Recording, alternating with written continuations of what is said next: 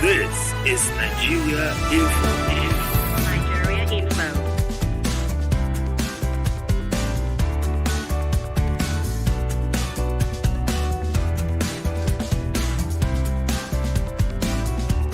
This is Nigeria Info. Platform enriches our discourse, and we say a big thank you for that.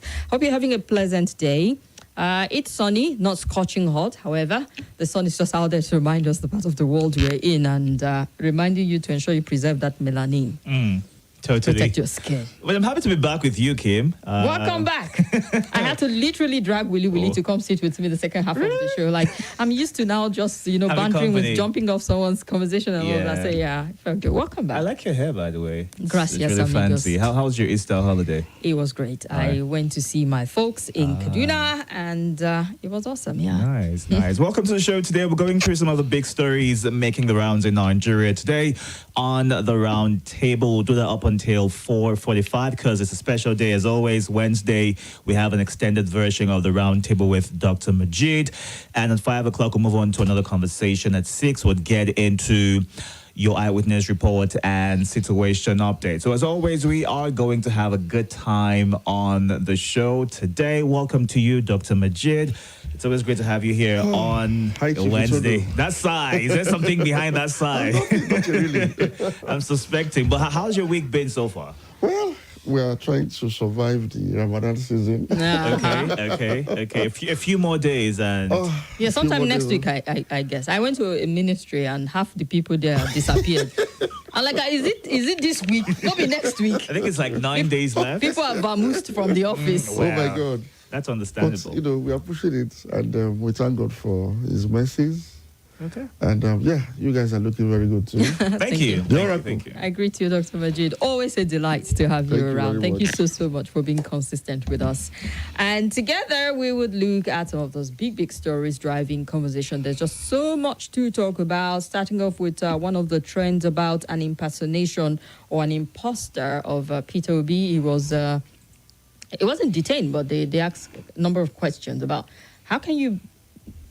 Is it like the person's wearing a mask or what? Give us the detail, Itodo. All right. So, according to reports, the presidential candidate of the Labour Party, Peter Obi, was detained by the UK immigration authorities during the Easter break over offences believed to have been committed by an impostor. The party's PCC went on to give that update. Now, the LP PCC, in a statement by Dira Onifade, the head of the Obi Dati media team, said Obi was detained for questioning on Good Friday, April 7th, 2023, when he arrived at the Heathrow Airport in London from Nigeria. Now, the statement added that he was later let go after Nigerians who witnessed the incident raised an uproar. The statement read in part, and I quote, "The Labour Party candidate in the February 25th elections arrived at the Heathrow Airport in London from Nigeria and joined the queue for the necessary airport protocols when he was accosted by immigration officials who handed him a detention note and told him to step aside. He was questioned for a long time, and it was very strange for a man who lived for over a decade in that country." Now, since Obi's face was already an international frame, especially for Nigerians, Africans home and the diaspora who are likely to be obedient, the people quickly raised their voices, wondering why he was being delayed.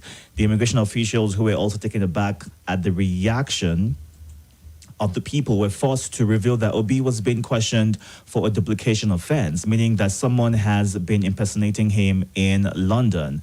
And the high implication of the offense is that the impersonator could be committing all kinds of weighty crimes and other dubious acts, and it would be recorded in Obi's name. So that's the reason why he was detained at the time. But for somebody who comes off using that name, I mean, he's popular enough.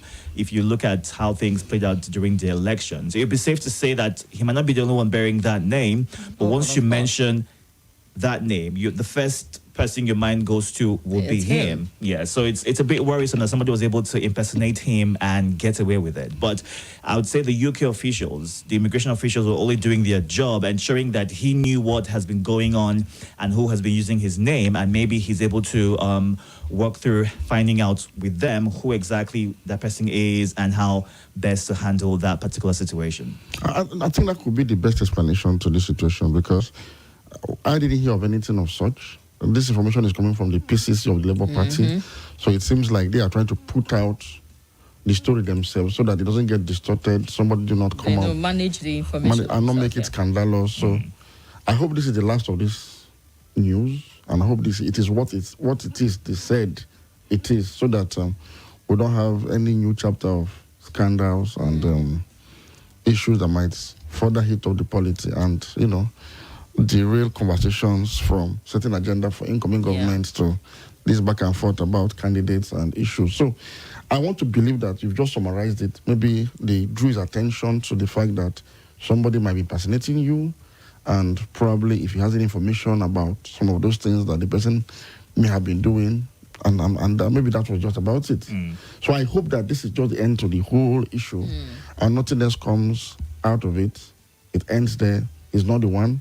He's truly been impersonated, and maybe they're also trying to let the world know that in case anybody commits certain kind of criminal activities, and it shouldn't be linked to him, or we shouldn't be surprised when they come out to issue. Because I want to believe the fact that it didn't break, it didn't go viral, and it's the PCC that is bringing trying to the manage the news. information and put it up. It's also to address like what you were trying to get at, Dr. Majid, to saying, just in case you hear things, because you get to see maybe parody account on social media, people impersonating some people on social media, but this is not social media, this is real life, even between another country. So on one hand, it makes sense to put it out there and say, hey, this is possible that this can happen. Yes. Particularly this time and age where so much is going on. The election is done, but the tension the is still... aftermath, the tremor is still being felt.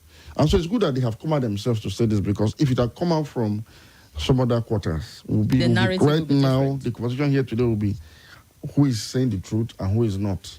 So thank God they have said it themselves. And I hope and pray that it is what it is that they have said it is, so that we don't have any more, drama about this issue. Because I'm sure why they are doing this by themselves is this is the UK authorities, taking him out of the queue for questioning. Meaning, you would expect that the UK authorities will have done their investigation properly, and not to mistake him for somebody else or mistake somebody else for him.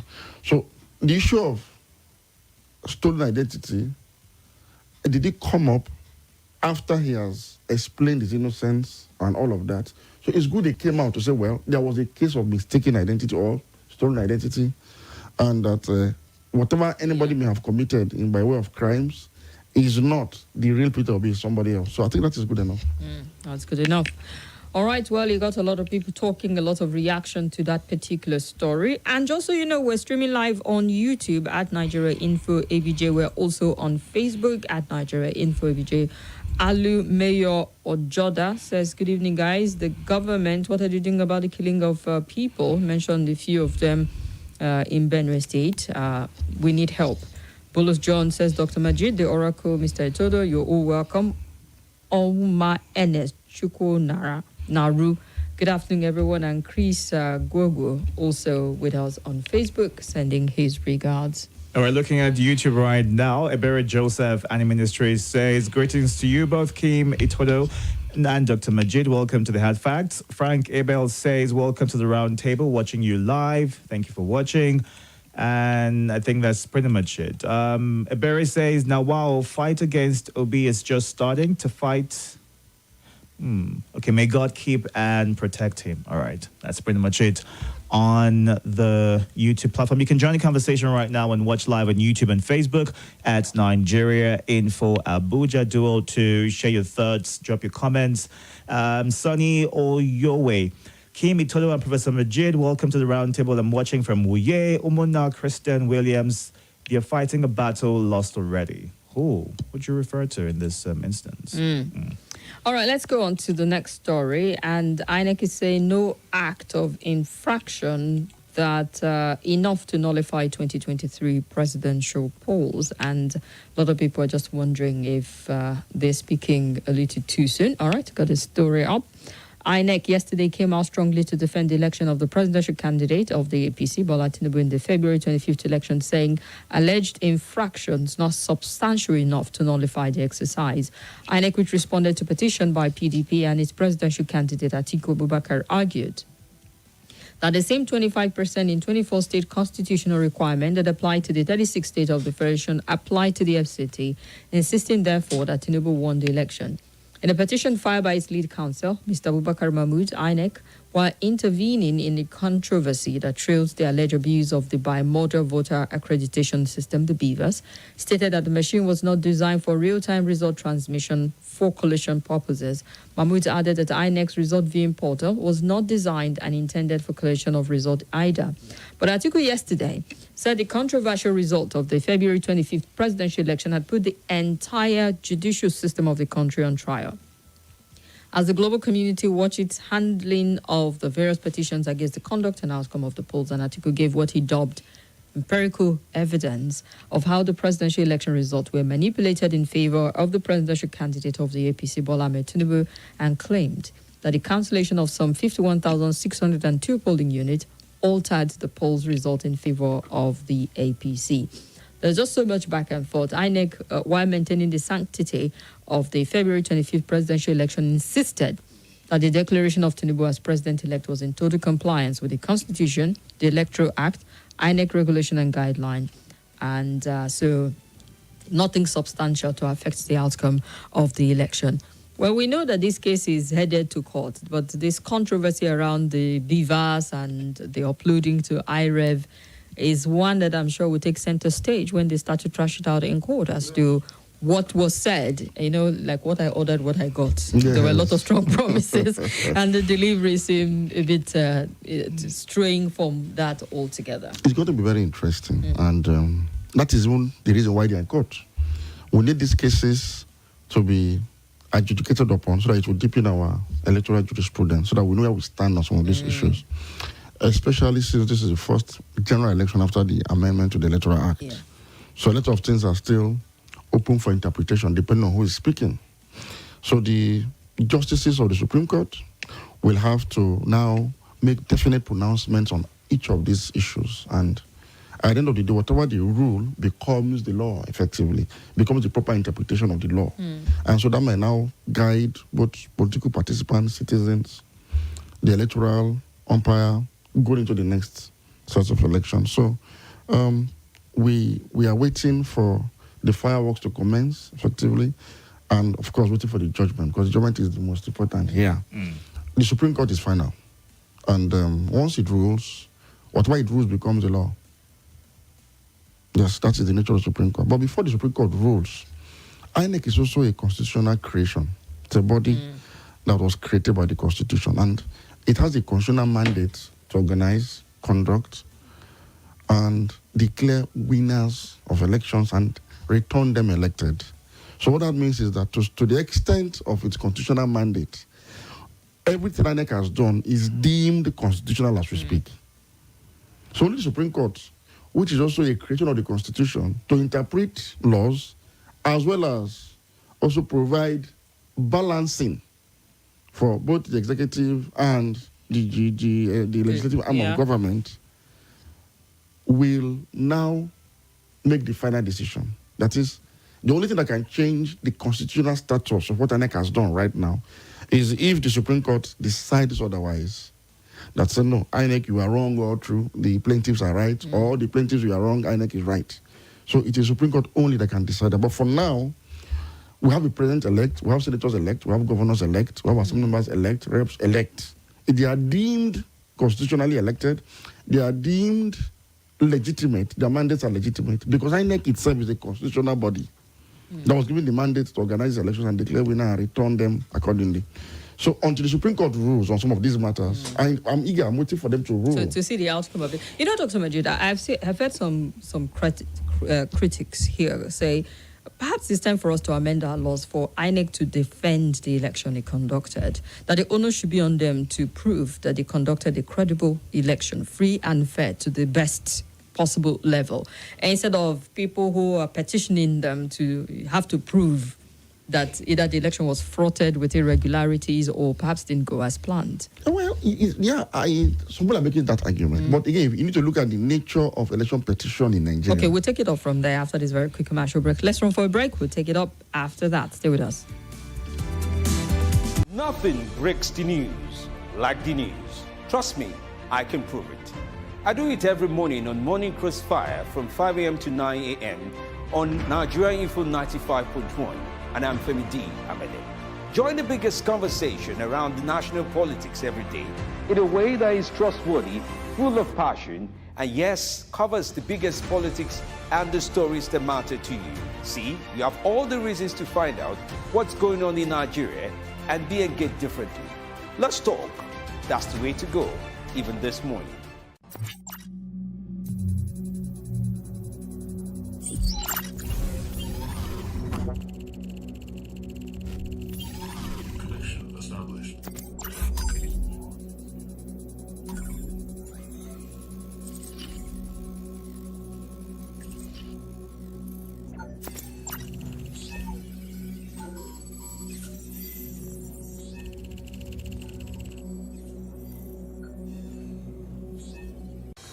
Hello, my name is Kimberly.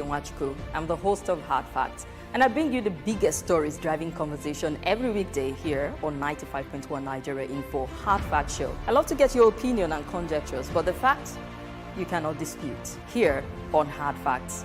Join me and let's talk.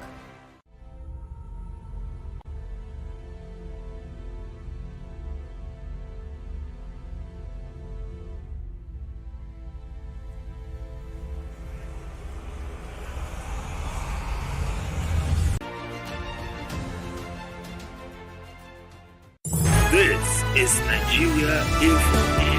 Nigeria Info.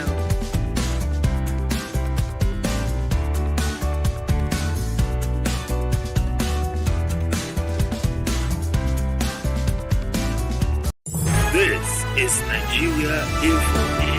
Nigeria Info.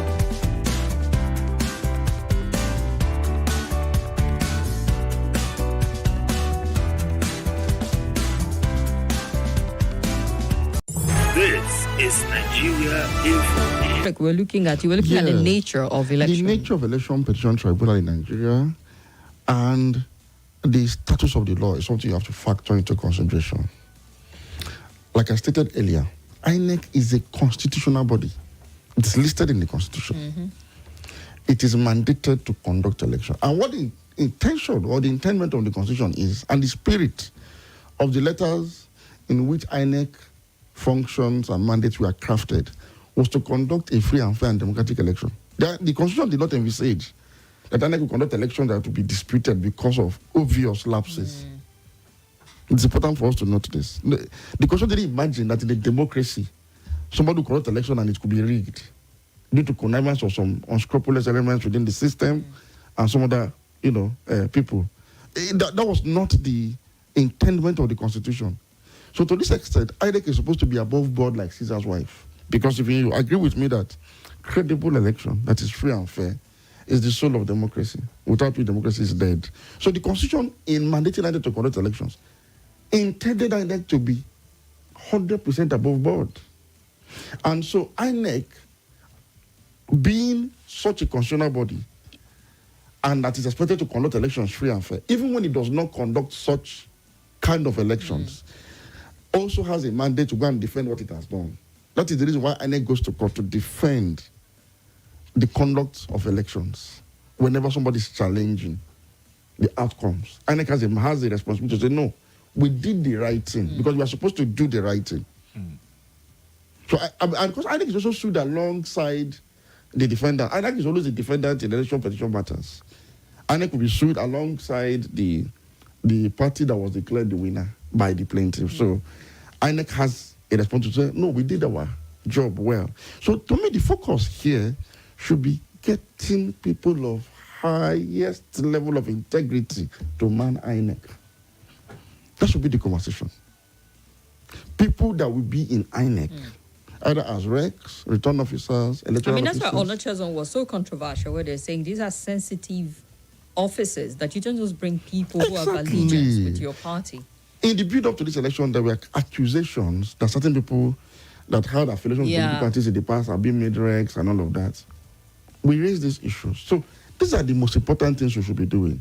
It's not difficult to conduct a free and fair election. Shouldn't be. I mean, it happens in other climes. In other so, climes. yeah. But speaking about a free and fair election, I mean, we saw that leading up to the election, there was a constant reassurance that BVAS was going to be used and there was going to be a real-time transmission of the result. But when that did not happen, I'd say it's safe to assume that that sort of bridged the trust that Nigerians had in the process. And that's why they are going on to constantly ask questions as to if indeed this was a free and fair election. Very But true. INEC states that the collation of election results, both under the Electoral Act and what's going on right now, was meant to be manual. But in being manual, the thought was it was going to be real time, and in real time you're able to know what each polling unit is getting, and on your own collate even while INEC was collating. But that did not happen, and INEC gave reason to the fact that they had a lot of attacks. People were trying to get into their server, and that's the reason Was why. it really coming from INEC? I know It was NCC has tried to just put some people it. making INEC some- had not They said- outrightly they put out said a statement. they said something like there were technical glitches. Glitches is yes. the language we use. Technical glitches, yes. I think it was Minister of Information and Communications that was trying to talk about how many thousand attempted attack on whatever server and a pocket of other few people. But INEC had never used that At to all. defend the inability to upload Yes. the presidential. Let's recall that Only the presidential election. senatorial House of Rep uploaded. yeah. It was just the presidential. So Even it was, though they have finally uploaded all results. yeah. Now, it brings us back to the issue of the human factor. No amount of technology or quality of laws can deliver good governance except the people themselves are as qualitative as they are quantitative. It's as simple as that. So we've spent so much money, technology, we've amended laws, we've been amending our Electoral Act since forever. It has not really impacted so significantly by way of being positive on my electoral processes. So what that tells you is, look, you simply need human beings. I keep saying, when we talk about integrity, I said God created human beings to have integrity because you are a human being. You can think. You should be able to know what is good and what is bad and do that which is good all the time. What we need is a political process that is deliberate about free and fair election. And it doesn't start with INEC alone. It starts with state independent electoral commissions. Ordinarily, if you have state independent electoral commissions that are truly independent at the states and have reputation for conducting well democratic elections at the state levels, into local councils and other positions, you don't even need so much money that INEC spends to do election, because all INEC needs to just do is to collaborate with SEC and simply be the ones returning the winners. They use their infrastructure, use their facilities. It will make it cheaper for us, less cumbersome and easy. But from top to bottom, we have a problem with electoral integrity, particularly as it concerns the personnel. And that's why you're having issues that you raised. Somebody promised that this will happen.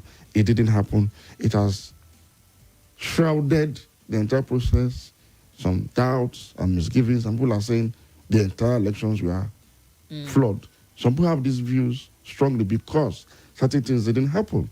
And so what we need to do, and the conversation we need to have is, can you please put the right persons in these positions? And can the government be proactive enough to quickly deal with acts of subversion within the system with dispatch? You should have to delay. When you hear that in a particular constituency, certain things were attempted to undermine the people's will, because this is democracy. You shouldn't wait forever to take actions. The nearest police station in that constituency is supposed to be able to arrest the situation, prosecute the person, send the person to jail immediately. But INEC is like a behemoth that is not so efficient. I say this because we have public institutions that are even efficient. There was a time in this country that the road safety corps was so efficient that you can't drive in metropolis of Abuja without your seatbelt. And it was known that you cannot bribe a road safety official. There's nothing you do, you can't bribe him. Back in the day. There was a time. It was a public institution. That was when the road safety was under the leadership of Mr. Osita Chidoka. Oh, okay. Yes. We saw this happen. There was time when NAFDAC worked in this country. NAFDAC. Dora Okunyele comes to mind. Yes. So this is not so difficult. FRS. Nobody knew that government would be so efficient in tax collection. until FRS was constituted early in the Obasanjo administration, and we saw what happened. We saw an FCT administration that worked in this country. At the time, I used to wonder, how do officials of FCDA know what is happening in every part of town? Once you start a legal building and legal project, 24 hours later, somebody's there marking it. You start wondering, how did these people know? How are they able to manage a city such as large as Abuja so efficiently? It is a public institution. It happened. There was time we had our police force also very well above board. What am I saying in essence? It's time we make advocacy. We put government on its toes as it concerns INEC. INEC can no longer afford to function like this. And INEC, more than any other institution, more than another political party, are the ones that actually created the doubt about the outcomes of this election, more than any other person. It's INEC. So we need to put people in INEC, from the chairman to the commissioners, to the recs, to the EOs, people that will not succumb to inducement to subvert the processes. It is possible. We can do it. So we need the political will of our president and commander-in-chief. And we keep making the point that if you are president of Nigeria or if you are a governor, any good governance policy you leave in place as a legacy, you take the will credit be, for it. not just credit, but you'll be a beneficiary. But if you do something otherwise, you'll be a victim. Obasanjo is known for so many good things in this country. I've credited him for so many good things. But one thing you cannot give Obasanjo credit for is conducting free and fair elections. OBJ has tried since 2019 to alter the course of elections in this Nigeria, but the incumbents have showed him that no. I mean, even down to the degree of wanting a third term to amend the constitution. So in 2019, he desperately wanted Atiku to prevail over Buhari in that election. But somehow his wishes were not granted, because something close to the kind of elections he conducted in 2007, we witnessed it in 2019. And that's why there was a clamor that Electoral Act should be amended. There was this clamor that, look, we need to give backing, legal backing to some of the innovations that INEC introduced into electoral processes, like the card reader and beavers we have now. Now, at the same time, but that also brings your argument about the human angle. In spite of the amendment of the constitution looking fine on paper, we see how either human calculation or miscalculation can also alter what is meant to achieve. Exactly. It might surprise you to know that in some of our advanced democracies in the world, in North America and Western Europe, elections are still being done manually. And because they are human beings, nobody will add or remove one vote from the votes that he legitimately garnered, because they are human beings. We need to get to a level where you see what does not belong to you and you won't touch it, including people's votes. I was reading that about South Korea, where things hardly go missing. You see something there, and somebody is taken to the closest police station, and you just walk your way to the closest police station, knowing that somebody has dropped it there. Simple as we need to get to that level, and it is possible, because we are human beings. God created us as human beings. But we are not yet there. I was having a conversation this morning with somebody who expressed so much disappointment with these elections and the promises INEC made. And because he too was one of those who believed in INEC promises and helped to encourage people to come out and vote, he's now feeling guilty. I said to him, sometimes we need to background these issues with the state of the Nigerian state itself. A country like Nigeria, that is not a nation of citizens, nothing can work for it. Dictatorship cannot work for Nigeria. Monarchy cannot work for us. Democracy cannot work. Nothing can work. Government cannot work. Policies of economic policies cannot work. Social policies cannot. Nothing can work, because everybody is working at loggerheads with each other over sectional tendencies that permeate the system. And let me put it simply to you. Have you seen how people are recruited into the Nigerian police force? Those are supposed to enforce electoral law and order. They are recruited as part of their own share of the national cake through ethnic and religious sentiments. And so they get into the police force and other security agencies. Their focus is not law and order. It's not to serve the state. It is to serve themselves, and by extension, where they are coming from. So they are easily susceptible to compromise, because they think that this is their own piece of the national cake. So in addition to their mega salaries, when anybody offers something that makes it possible to earn something more and compromise the system, there is no guilty conscience. Because they think that this is why I was recruited into the police force. People are recruited into INEC for the same reasons. People are appointed as Rex Commission for the same reason, as patronage. If, for example, someone like what do you call it, Loretta Onoche, for example, had found their way into INEC, that was a pure case of reward for political participation into INEC. What do you think she would have done? But there are so many Loretta Onoche that escaped our radar that got into INEC. I think hers was just, just Because out she there, was social known. media and all Because she of was that. known. Yeah. There are many people in so many smaller areas that got into INEC through this means. But Dr. Majid, in a bid to get representation for everybody involved, so that everybody, seems as though they are part of the system, which is the way it should be, whether or not you are capable of being there, shouldn't we all have this mindset wherein once you get into that position, you should just focus on delivering as opposed to relaxing because you don't warrant it, but you're put there because you want to be, you are made to be a part of they are that system. focused on delivery to deliver to themselves.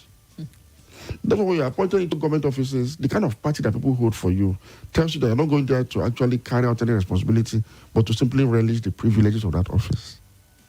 Ordinarily, if public office is to serve the public, it will be a burden on you. You wouldn't want to serve.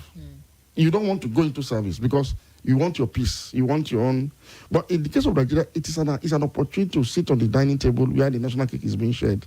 So that is your own piece of the national cake. And those you are presenting there, expect you to go there and make the best and make the most you can. Otherwise, you'll be considered useless and haven't wasted their slot. This is the kind of politics that runs this country. So without prejudice to inclusion, it has to be made in a meritocratic manner. That is, yes, there's a need for everybody to have representation, but it has to be merit-based and people of impeccable character who have passion for this job only should be brought on board. So there's no mutual exclusivity between inclusion and competence. Both of them are mutually inclusive. You can have competence in an inclusive manner. That is, there's a need for all sections of the country to have representation in government, no doubt about that. There's nothing wrong with federal character and quota system, no. But it has to be merit-based. Merit. So the best of persons from this part of the country, the best, with one mandate, go and conduct free and fair election as mandated by the Constitution. So the person who appointed you should also be on guard. Once you fail or you are failing to do that, sanction should be meted out to you immediately. But in most cases, those who appointed them didn't appoint them there to do free and fair election. They were appointed to be at their beck and call. And that's why you see some, malfeasance within the system that is now throwing the entire size into, something of doubt, the outcomes. But thank God they are in the court, and we hope that the judiciary will live up to expectations. We hope that the judiciary will rule and put to rest once and for all some of these contentious issues. And just before we take a few phone calls in and get to the next story, there's one argument, and I think I've read from, I think it was a coalition, a few lawyers, and I recall the senior advocate of Nigeria, Femi Falana, one of those who have lent his voice to it, to saying, let's make it televised. Yeah, it's possible. Let Nigeria follow minute by minute how it is going. It's going to be new, but if you ask me, that should be done now. You know why? We need people to have confidence in the system. We need people to have confidence in the judiciary so as to show up the legitimacy of the president-elect. It is even in his own interest. Whose interest? The president-elect, Okay. the next head of the government. I keep making the point that if you look at the votes he garnered in this election, it appears to be like a minority of the total vote count, which is the first time since 1999. Meaning more people voted against him than voted for him. That means our democracy is deepening. Our multi-party democracy is indeed reflected in the multi-partisan ways Nigerians voted. There is nothing negative about that. But the implication is that it means that more people felt you are not fit to be president. So you need to show up your legitimacy. Your mandate is legitimate. He's the president-elect. Like I said, INEC is a constitutional body, and INEC is mandated to return elected candidates for the various offices. And they have returned Asiwaju Bola Tinubu as elected president of Nigeria. There's no question about that, until the court rules otherwise. Yeah. But politically, he needs to show up his legitimacy. And one way to do that is, among many other ways, if you televise this case live. No, there will be no misinformation. There will be no disinformation. People are watching it live. So you hear the arguments. You hear the various lawyers making their cases. So you know that, okay, nothing until what happens behind the scene that you didn't see, that some other persons are interpreting. I've been in a court once. I'll tell you this. I was in a court room once. The judge ruled on a matter. It was an electoral matter as well, involving the senatorial candidates of my senatorial district. I was in the court room. I was sitting down with one of the supporters of one of the rivals who actually lost the case that day. I heard what the judge said. We all heard. The person picked up his phone, called the constituency, said something completely different, and I was looking at him as though... Did we not Did just... you get the right thing? Yes. Do you know that case, because of the public opinion around the case, they had to go back to the appeal court to make itself clearer? Yes. They had to go back to ask for, like, okay, what exactly did you say? Because there was very opinion. That phone call out there gave a complete... I was just looking at the guy like this. With straight face, he gave a completely different outcome. We've seen it with even media, how they report a case, and one paper is telling you it's been overturned. Huh? Well, you now start to understand what are the technical terms that we don't But understand. by the time we all watch it, it will also enlighten us, it will educate us on some of the contentious issues.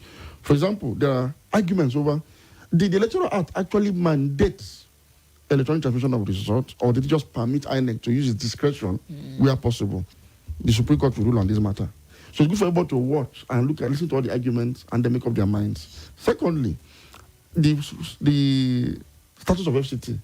Is it a special status that somebody must win to be declared winner? Is saying one thing, Falana is saying we another. need to hear the argument. You know, I don't know, the nation of people will be satisfied that, okay, after all the arguments, the judgments nobody put a gun to the head of the judge or the justices to rule in particular ways. It will be good, and there's nothing too difficult about it. Nothing. All right, that'll be interesting to see if they can pull it off. Let's get one or two phone calls in, and before we get to the next story, 0700 951 0000 or 0809 5974 869 or 0809 9930 137. The last number is our WhatsApp number. You can call via WhatsApp or call regularly. Good afternoon. Hello, good afternoon, Dr. Majid. Good afternoon, sir. Good afternoon, Deacon Itodo and the Digital Oracle. My name is Salasi. Welcome. It will be interesting if there will be live sitting, most especially on the judgment on the tribunal, and if they can sit on the constitution that election cases shouldn't last more than 1 month. We can see what happened in Kenya. In no less than 30 days, they were straight and everything was done in Malawi and other African countries. And we claim to be the senior brother. We claim to be the giant of Africa. Why is our own taking 6 months? They should do something about this electoral law. They should do something about the tribunal so that it won't be taking long time. Whoever that become president will know that yes, they have sat and the judges have ruled and the Supreme Court has given final verdict. Then he will continue with his work. But now, how can you go, someone that has been a sitting president and you think, some people will lose confidence on the judiciary. Thank you. I appreciate it. All right. Thank you very much, Salasi. Hello. Hello. Good afternoon, Digital Oracle. Gentleman Itodo and Barrister. Every day new title, yeah? Legal knowledge, legal aspect of you, sir. You are welcome. Abubakar from Google. Oh, good afternoon, sir. Thank you. Ramadan Karim to all of you in the studio. It's very amazing, shocking. The revelation by the INEC a lawyer in the court saying that the machines were not designed to transmit. So it means from day one, the election is not credible. It has been manipulated. If the machines were not designed so they have gone contrary to electoral laws that stipulate that the transmission must be done electronically. So there's no electronic transmission right from stage one. So the election should be nullified. They have violated us. They have violated our trust. There is a double standard, hypocrisy of the highest order in the country. So there's nothing like electronic transmission from INEC. The INEC lawyer have said in the open court. So we can't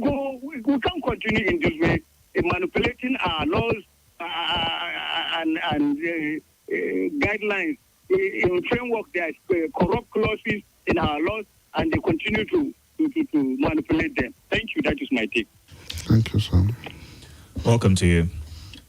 Hello, good afternoon. Good afternoon. Yeah, my name is Monday Shein. Go ahead. Yeah, okay. I overheard Moji talking about getting the right people. So the thing was just running into my mind that who is appointing who now to get the right people. One philosopher did say we must be right people to do the right thing. But the question is that who is the right person that is going to get the right people there? That is the question. We have the same people appointing people based on their interests. So how do we get the INEC officials as right people? Not that we don't have the right people, not that we cannot get the right people, but who is appointing who? How do we get here? The only question now, as he said, let's just see what the judiciary will do. We hope they will try to bring themselves out, because all this thing is boiled to their head now. All the blame will later, or the glory will go to them. We are waiting to see what they are going to do. Thank you very much. All right, thank you very much. Thank you very much, sir. Yeah. Welcome to you. Yeah, Mr. Itodo, Kim and Dr. Majid, this by Sasa. Good afternoon. Good afternoon, sir. I just want to add my bit by saying that the problem with Nigeria is not for lack of electoral act. The electoral act 2022 is one of the best in the world, I must say. The little election petition we have in Adama, just to withdraw the petition, and I know what we went through to satisfy the conditions, consent of the petitioners, and all that. So it is human mind. It is human mind that we have to actually, attack and embrace in ensuring that we have very transparent elections in Nigeria. There must be sanctions attached to, misbehavior and offenses. We're just about to even begin to try electoral offenders. We have not been doing that, and it's wrong. We must attach performance, accountability to public institutions, public offices. If you are elected to become a governor, you must give an account of what you have done during your tenure. And if you don't meet up the expectation, you must be sanctioned. It has not been happening. That is the way that we can have very transparent elections in Nigeria. Accountability and performance. Accountability and performance must be attached to the election. All right, sir. Thank you very much. Appreciate it. Let's look at some comments quickly. All right, going straight to this one. A pleasant afternoon to you, Kim, Itodo, and Dr. Majid. That's from Tokwe, as well as from Hafsat, saying hello to us. Kim, you went to Kaduna. I testify come Sunday, that God did it. Justice of peace. Okay, not sure what that's about. Daniel, please, when is the court going to sit on the case? That is the tribunal, the election tribunal. That's what he's asking right there. Kim, that an institution like INEC can exalt an official policy is saddening. Is the media really a watchdog of the society? Why play his own tapes for him just to wake him up from a self-induced slumber? Or are we all in connivance? Help is here. Thanks, D. Patriot. And Denny Shooter from Wusetu says, I have stopped listening. Okay. All right. Thanks for your thoughts there. And Gift says, I think right now we need to clamor for positions to no longer be appointed but elected. Is that not why we are in a democracy? No one should foist anyone on us, and we won't get tired of voting. However, why is there a re-election in Adamawa based on election irregularities, and we cannot have a re-election in the number one seat of the country with regards to the much cries from the majority of the people? I ask for my country. My opinion is the INEC chairman should not be appointed by the executive. Gideon C. from Gwagwalada. All right, moving on to more messages. This one right here says, The framers of the United States of America's Constitution were very concerned about human nature and that dictated its crafting. I believe that is the standard all over the world, including Nigeria. The Supreme Court's recent antecedents in Imo, Bayelsa, and Zamfara encourage litigation since cases can be won through technicalities, irrespective of people's votes. Banki from Utako. And Emeka is asking a question. Is INEC a political party? Because I don't understand it all. They conducted an election which was said to have a high level of electoral violence and finally abandoned its own electoral laws and guidelines. And they expect us to accept the result. All right. Thank you so much for your thoughts. All right. They're looking at YouTube. You read some of them. Adug Barnabas, good day. Dr. Tewase watching from Apo. Adebari Awode, I cite you, IREV Oracle. Dr. Majid is on low key today. I like Nigeria Matter. Don't be like Nigeria Matter. Don't tire Dr. Majid. I'm like Embere Joseph and the Ministries. May INEC not be judge in the whole matter. They should just defend their action and let the judiciary be the judge. Someone is asking if Itodo is a musician. Okay, I don't know about Sometimes. that. Winner Eth Belt. Good afternoon, Dr. Majid. The judiciary, the judges who fault who judges the judiciary when it's faulting it itself.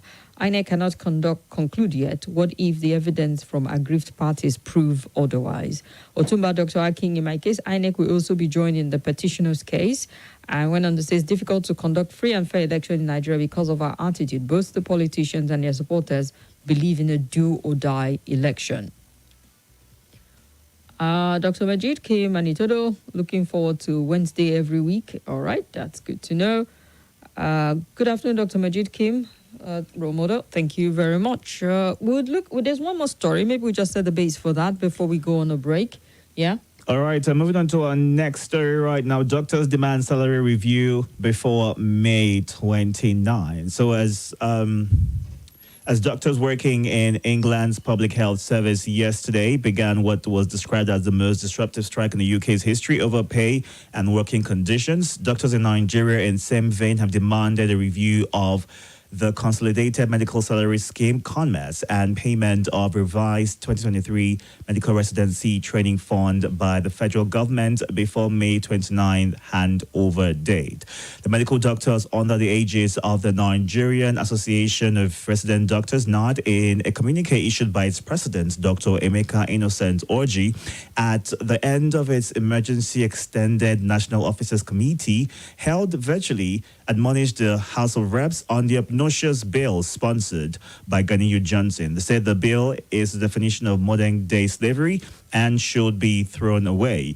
A resident doctor is in a medical school graduate and doctor in training, taking part in a graduate medical education program. Healthcare stakeholders commonly referred to as resident doctors as residents and first-year residents as interns. In Nigeria, NARD wields a lot of influence as it constitutes about 70% of doctors in teaching hospitals and federal medical centers nationwide. The resident doctors say they agree with the House of Reps on the palpable dangers of current menace of brain drain in the health sector and promise to work with the government at all levels to reverse trend and come up with genuine solutions. They, however, said any attempt by the government or its agencies to enslave Nigerian medical doctors will be resisted by the association. They're also asking for a review of their salary before the May handover date, an upward review of the CONMES salary structure, which has not been done for over 10 years now, and to ensure implementation of same before May 29th. That's what they're requesting right now. But we'll take your thoughts on this after we come back from the news update at 4. All right, then. Stay with us.